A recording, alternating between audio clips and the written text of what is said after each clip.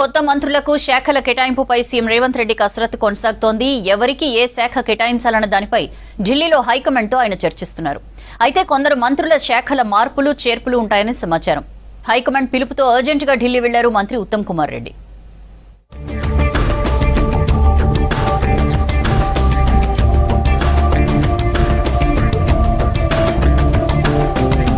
CM Revanth Reddy పర్యటన ఢిల్లీలో కొనసాగుతోంది. 2 రోజులుగా ఆయన బిజీగా గడుపుతున్నారు. AICC chief Kharge, LOP Rahul, KC Venugopal తో భేటీ అయ్యారు. కొత్త మంత్రులకు ఏ శాఖలు కేటాయించాలన్న దానిపై చర్చించారు. కొందరు మంత్రుల శాఖల మార్పులు చేర్పులు ఉంటాయని సమాచారం. కొత్త మంత్రులకు శాఖల కేటాయింపుల్లో పాత వాళ్ల అదనపు శాఖల్ని సర్దుబాటు చేసే అవకాశాలు ఉన్నాయి.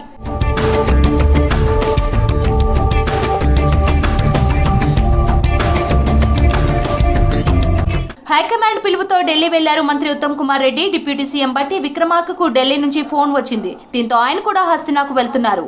రేవంత్ కేబినెట్ లో ఉత్తమ్ కుమార్ రెడ్డి, బట్టి ప్రస్తుత కేబినెట్ లోని కొంతమంది మంత్రుల శాఖల్లో మార్పులు చేర్పులు ఉంటాయని తెలుస్తోంది. ప్రస్తుతం సీఎం రేవంత్ రెడ్డి దగ్గర కూడా కీలక శాఖలు ఉన్నాయి.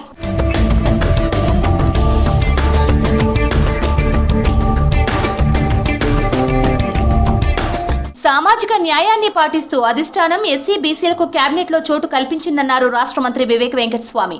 ఢిల్లీలో పార్టీ అగ్రనేతలతో పాటు సీఎం రేవంత్ ను కలిశారు మంత్రి వివేక్. కాంగ్రెస్ ఆలోచన విధానాన్ని ప్రజల్లోకి బలంగా తీసుకెళ్లాలని పార్టీ పెద్దలు సూచించారని చెప్పారు. గత సర్కార్ 10 ఏళ్లు పేదల సంక్షేమాన్ని పట్టించుకోలేదని విమర్శించారు. కాంగ్రెస్ ప్రభుత్వ పథకాలతో రాష్ట్ర ప్రజలు సంతోషంగా ఉన్నారన్నారు మంత్రి వివేక్. ప్రజలందరూ కూడా సంతోషిస్తున్నారు. అరే మాకు నిజంగానే కేసీఆర్ 10 సంవత్సరాలు మాకు డబుల్ బెడ్రూమ్ ఇల్లు అని చెప్పి మాకు మోసం చేశాడు. ఇప్పుడు ఇందిరమ్మ ఇల్లు అన్ని చోట్ల కూడా ఇస్తున్నారు.